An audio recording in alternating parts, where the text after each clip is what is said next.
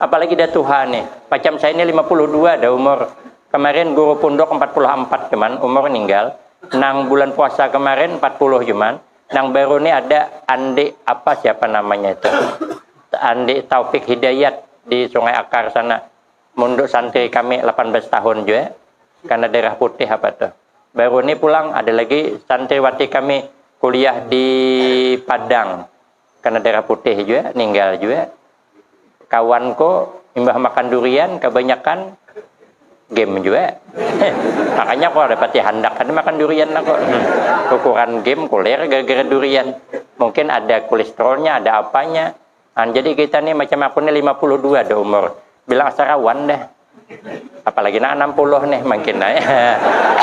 Aku 52 cuman. Jadi kita nih sesekali ingat mati aja. Supaya husnul khatimah. 2 ada. Nang ketiga.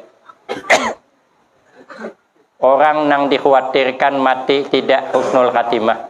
Karena suka menzalimi orang. Karena suka menganiaya orang. Karena suka membuat susah orang.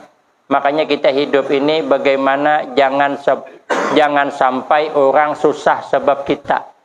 Kita berusaha jangan sebab kita orang menderita. Itu amalan supaya kita matinya husnul khatimah. Kalau tidak nanti dikhawatirkan ternyata alhamdulillah. Ada amalan husnul khatimah setiap tahun kita memuliakan, mengagungkan hari kelahiran Nabi.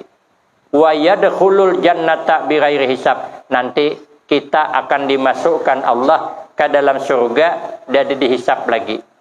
Kita ni kalau masuk surga dihisab tipis harapan.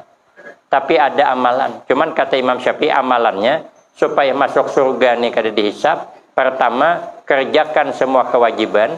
Nang kedua, kerjakan kebaikan karena wal amalus sholih khairu qaidin ilal jannah. Perbuatan-perbuatan soleh itu sebaik-baik yang menuntun menuju ke surga. Cuma kita tidak tahu lewat amal mana.